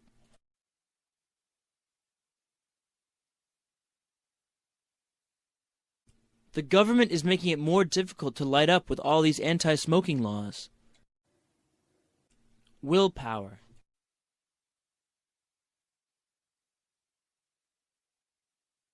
I don't have the willpower to stick to my diet. It's so hard. Willpower.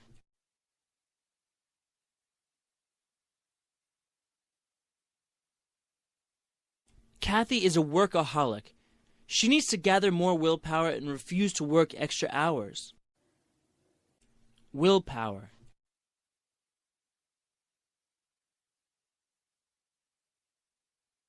Willpower and discipline are essential to any person that wants to succeed in life. Urge.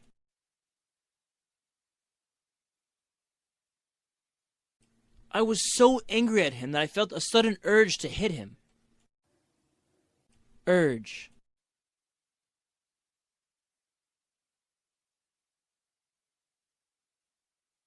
Last night my wife got an uncontrollable urge to smoke every hour. It was weird. Urge. And today we have an elementary lesson for you, and we are at the supermarket. That's right. We're at the grocery store, and we're going to learn some language you can use when you want to pay for your groceries. So this lesson was requested by one of our users that wanted vocabulary and different phrases that are used in the supermarket when the person is about to pay for all the things they need. That's right. And we also have some great language that the person who is actually selling the groceries can use. All right. So let's listen to our dialogue for the first time and see what happens.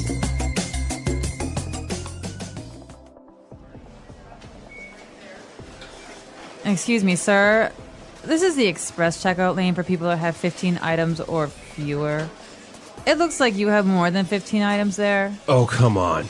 I have 16 items. Cut me some slack, will ya? Fine. Please place your items on the belt and push your shopping cart through.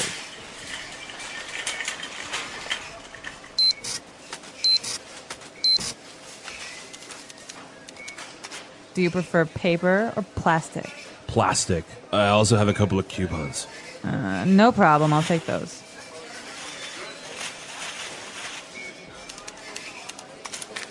Sir, these coupons expired yesterday. Darn. Oh well, I guess it's just not my day. Thanks anyway. Do you have a club card or will it be cash? Yeah, I got a club card. Here you go. Will this be debit or credit? Debit, please. Also, could I get cash back? $50 would be great. Yeah, sure. Your total is $78.33. Here's your receipt. Have a nice day.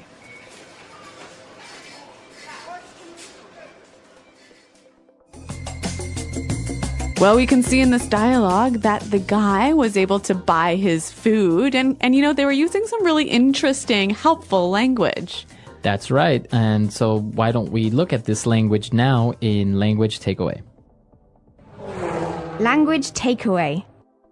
Okay, we have 6 words for you today. And the first one, the girl, the cashier, says this is the express checkout lane. All right, so checkout lane. The checkout lane. So the checkout lane is the place where you get in line to pay for all the goods you bought. Right. So the checkout lane. Now, why did she say express checkout lane? So in grocery stores or in supermarkets, sometimes you have a specific checkout lane that's faster. Okay. Because people have less